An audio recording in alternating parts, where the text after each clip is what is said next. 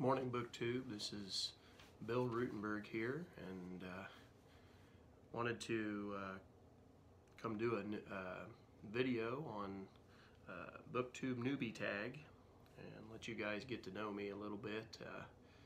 Been debating on whether to do this video or not, or when to do it. And here in Iowa, we've had a lot of snow lately and some blizzard conditions, and so we've been shoveling a lot of snow, and yesterday ran to the grocery store and did our big shopping load because there's supposed to be more snow coming at the end of the week. And so anyway, I finally found some time to do this video, so let's get started. The first question for the newbie tag was, why did you start this channel? And for me, I like to read and I like to talk about books, but sometimes I have problems finding other people that like to talk about books, and so I thought this would be a great way to make some connections with some other people who like to read nonfiction. Hopefully there's some more of you out there.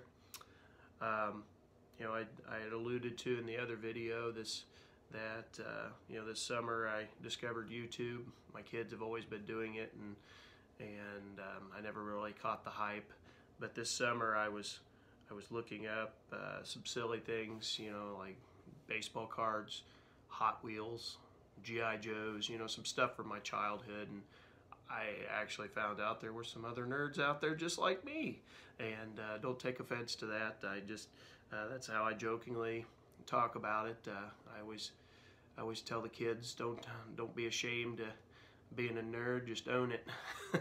And so anyway, I found BookTube over Christmas break and got to watching several of your guys' videos out there, the bursting bookshelves. I watched Steve Donahue's, watched Richardson's Reads. I watched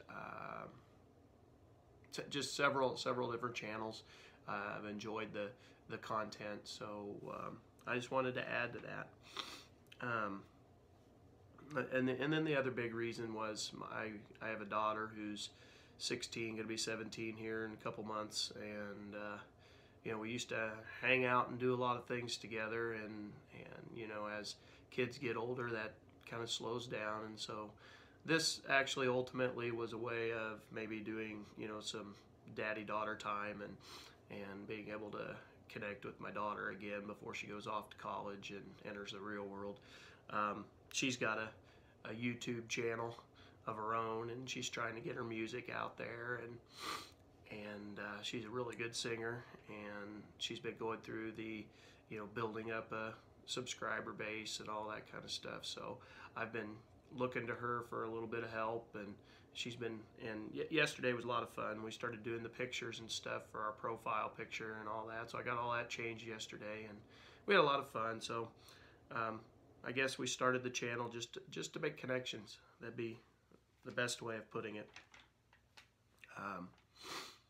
Question number 2 is, what are some fun and unique things you could bring to BookTube? Right at the moment, you know, that one's kind of a mystery to me. I'm not 100% sure of anything of what I will bring that's new.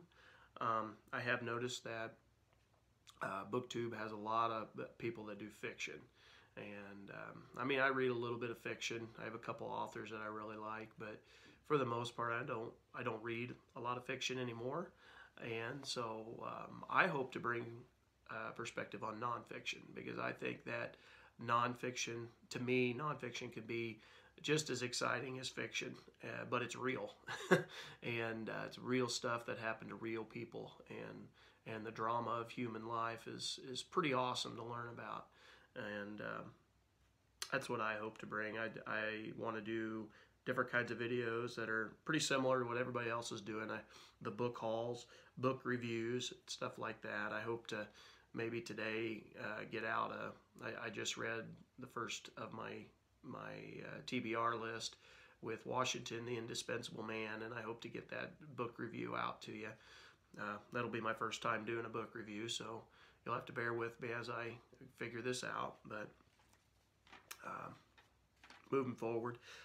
Question number 3, what are you most excited for about this channel? And like I'd said just a second ago, I like the idea of having another outlet for my passion on books.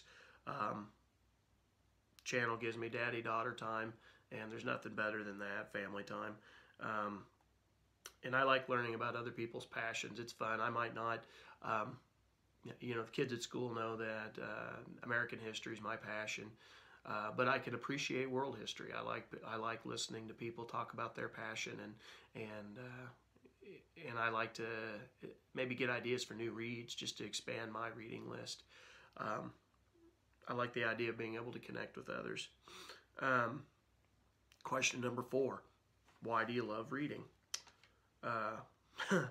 Well, first reason is it was an escape for me.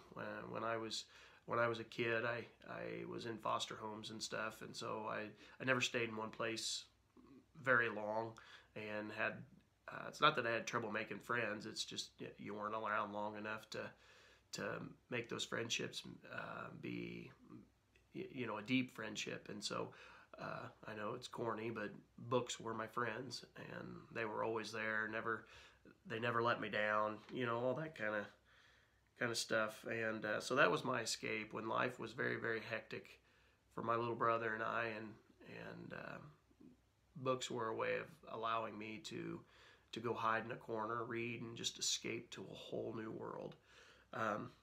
Helped me get through fiction books when I was a kid. Helped me get through a lot of stuff. And now I just love reading because I love to learn. I think it's fun. I don't know of anything else that is more fun in my free time. I love to imagine stuff, so when I'm reading my nonfiction, I try to put myself in that place, that time and place, put it in the context of things. So I'm a teacher, and so for me, I can't honestly, I can't afford to take a ton of master's classes. Would love to, but can't afford it. And this is a great way to educate myself.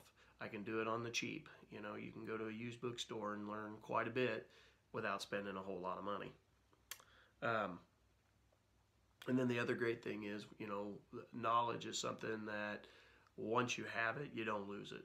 You know, nobody could take that away. Once it's in here, nobody could take that away. So question number 5 on your list, what book or series got you into reading? So if I go back to when I was in foster homes, we were in first grade, my little brother and I, and at school they came out with the Scholastic books, and we got to, my foster parent allowed us to pick a book each quarter off of the list, and we got to have one book. And for me at that time when I was a kid, it was dinosaur books. I was just absolutely obsessed with dinosaur books. I had 3 of them that I had got to purchase while I was at that foster home, and they were all 3 dinosaur books, and I read them over and over and over. I still have those books today. That was something that got to travel with me.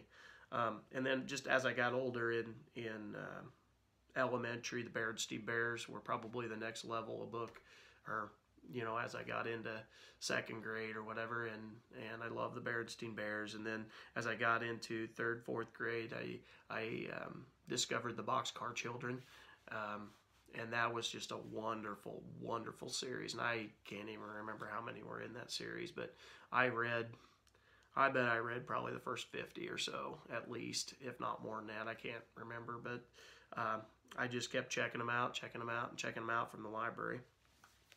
And then as I got into middle school, my reading changed. I love those sports biographies. They were only 150 pages, 120, 130, maybe 150 pages. And they were sports biographies, or from like the 1940s, 50s, 60s, right in there. They had a whole bunch of them, and I loved them. I ate them up. I swear I read every one of them we had in the library.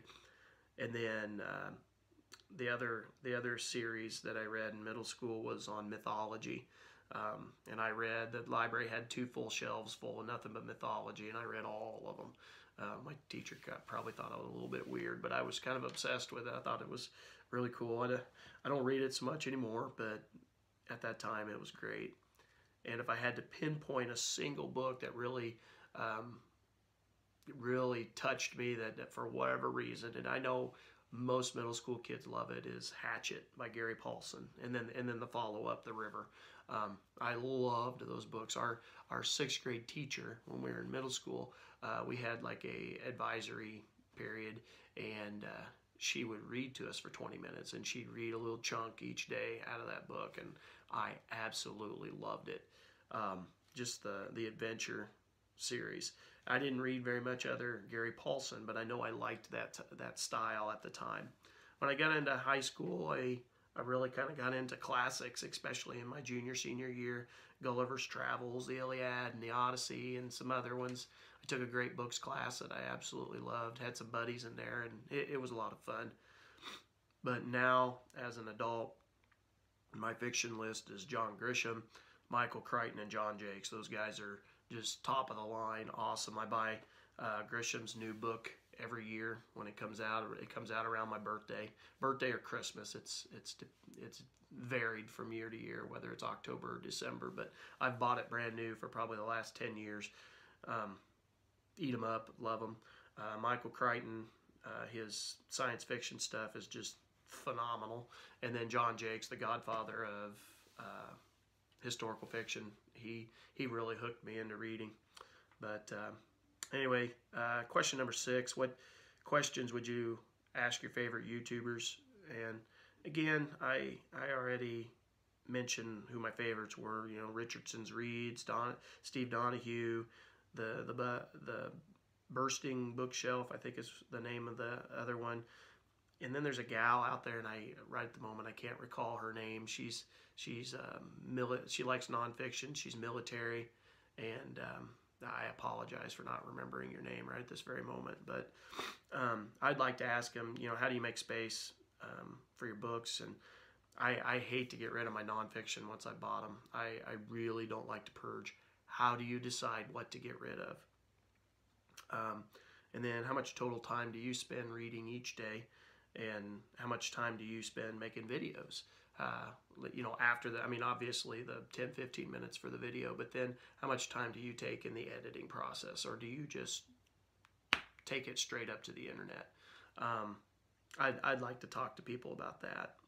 Question number 7: what challenges do you think starting a BookTube channel will be the hardest to overcome? And for me, it's just confidence. Sitting in front of this camera, I'm always worried I'm going to say something silly and be off on my facts. You know, it's the same thing that in the classroom, I always have a little set of notes and stuff that I always go back to because I don't want to be wrong, especially now that it's a worldwide audience. And then just finding the time to make the videos. As I said, I'm a teacher, and just time is precious. I have to go with my 16, almost 17-year-old daughter. I've also got a two-year-old who's going to be 3 here in a couple months, and so they take up a lot of my time, and I'm okay with that. But finding time to do the videos becomes a little bit harder. Number 8.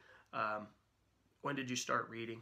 And I've been reading since I was little. I can remember before I even learned to read, my dad trying to, you know, do something over my head, and he's spelling words out to my mom and friends, and I picked up on the word just like that, and it really surprised him. But so for me, reading has just been natural for me. It's not been anything that's hard. I don't know why. Luckily, I mean, I guess I've been lucky in that case, but as I told you earlier, reading got me through a lot of tough times when I was little, and so I've been reading for a long time. Where do you like to read? For me, this chair I'm in right now, I like to read fiction in this chair. It's comfy, and oftentimes it's in the evening when I can't do heavy thinking.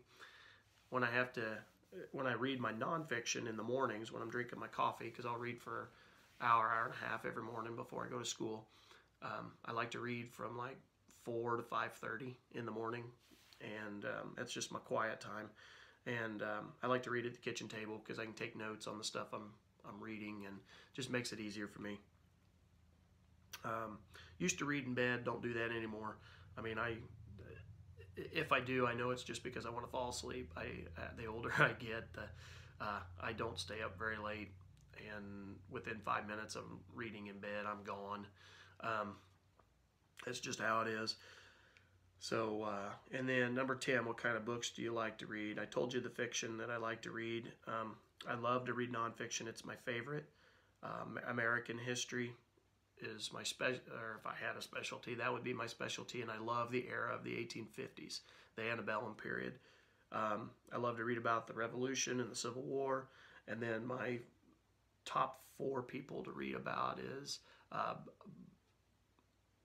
Abraham Lincoln, hands down. I've got a ton of books on Lincoln, and then Washington is a favorite, George Washington, and then Benjamin Franklin and Teddy Roosevelt. Teddy Roosevelt's been one of the last couple years that I've kind of picked up on.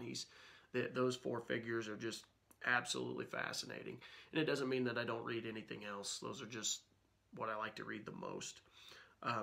So anyway, I hope this video has made it so that you could get to know me a little bit better. If you like what you see, please subscribe, like the video, and would love to hear from you. Feel free to make comments. Till next time, see you later.